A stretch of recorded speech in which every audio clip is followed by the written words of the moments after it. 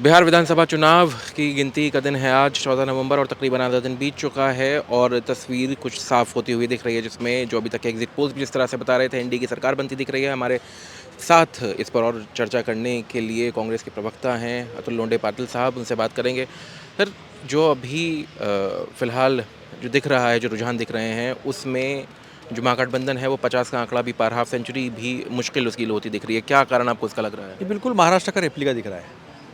महाराष्ट्र में जिस तरह से अलग अलग नैरेटिव सेट कर कर जो धांधलियाँ की गई, वही बिहार में होगी, और जिसका अंदेशा राहुल जी को आ चुका था, जिन्होंने 5 तारीख को जब हाइड्रोजन बम फोड़ा सबूतों के साथ, हरियाणा का सबूतों के साथ फोड़ा, और बिहार में भी ऐसे कई लोग जो है 4-4, 5-5 जगह मतदान करते हुए दिखाई दिए। राकेश सिन्हा जी का हमने देखा ना, ऐसे कई लोग दिखाई दिए, तो ये उसी का नतीजा दिख रहा है, क्योंकि ज़मीन पे ऐसी अवस्था नहीं थी, और ऐसे रुझान आने के बाद जनता सड़क पर नहीं दिख रही है। तो क्या बिहार में भी ऐसा हो रहा है? लोग एक दूसरे से पूछ रहे हैं कि ऐसा ही कैसे हुआ, ये क्या हुआ ये। और बैलेट पेपर का जब काउंटिंग चल रहा था, जहाँ तक हम बैठे थे टेलीविज़न पर चर्चा के लिए, तो बैलेट पेपर का काउंटिंग शुरू हो गया। तो बैलेट वोट्स में 25 सीटों से महागठबंधन आगे था। एक एक कॉन्स्टिट्यूंसी में 3000, 3500, 4000 बैलेट पेपर होते हैं। फिर बैलेट पेपर का रुझान भी ऐसा तो नहीं केवल कर्मचारी बैलेट पेपर वोटिंग करते हैं, दिव्यांग करते हैं, 80 साल के ऊपर के लोग करते हैं।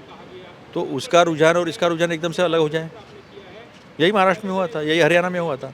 हरियाणा में बैलेट पेपर में 74 सीट पर आ गए थे, 73 सीट पर, और 17 सीट पर बीजेपी केवल आगे थी। तो ये जो दिख रहा है, अगर ये ऐसा ही रहा तो देखना कुछ दिन बाद बिहार के वोटर लिस्ट में भी यही घपले निकलेंगे।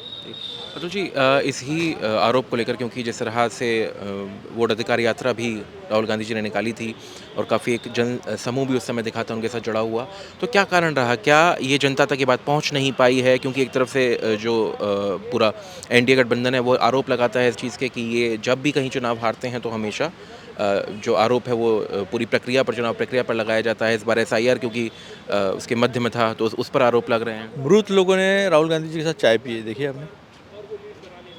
मृत लोग जो है वो लाइन में खड़े थे वोटिंग के लिए, और उनको तब पता चला उनका वोट नहीं है। 2003 के पहले भी उन्होंने वोट किया था। ऐसी कई महिलाएं थी जिनको घुसपैठिया कह नहीं सकते, क्योंकि वो सब हिंदू थे। चुनाव के दिन हमने ये सब देखा। तो रोजगार नहीं, पलायन बड़े पैमाने पर है, किसानों को कोई मदद नहीं है, बाढ़ में कोई मदद नहीं है, कानून व्यवस्था ध्वस्त हो चुकी है, दिन दहाड़े डे लाइट में मर्डर हो रहे व्यापारियों के, अस्पताल में घुस के मर्डर हो रहे, महिलाओं के, दलित महिलाओं के रेप हो रहे, उनको ट्रीटमेंट नहीं मिल रहे। छोटे बच्चे का देखा था ना आपने, पटना मेडिकल हॉस्पिटल में मिला था क्या ट्रीटमेंट? एम्बुलेंस में गिर के वो रह के वो लड़की मर गई। इतना सब होने के बावजूद लैंडस्लाइड विक्ट्री, लैंडस्लाइड चुनाव आयोग के मदद के बिना हो सकती है क्या? आखिरी सवाल अतुल जी, बस यही कि अगर ये जो रुझान अभी दिख रहे हैं इसी तरीके से आगे बढ़ते हैं, क्योंकि आधा दिन बीत चुका है, तस्वीर बहुत हद तक साफ हो चुकी है, तो क्या कुछ आत्ममंथन भी इस पर होगा? आगे के लिए क्या रणनीति हमने बहुत मंथन किया, और मंथन करने के बाद पता चला ईडी, सीबीआई, इनकम टैक्स तो नेताओं को चुराती है, लेकिन इलेक्शन कमीशन की मदद से तो बीजेपी पूरी सरकार ही चुरा रही है। ये आत्ममंथन करने के बाद का नतीजा है। बहुत कड़ी मेहनत की इसके पीछे हमारे लोगों ने, हमारे नेताओं ने, और सबूतों के साथ सामने रखा है। तो इस देश का लोकतंत्र मर रहा है, उस पर हमले हो रहे हैं।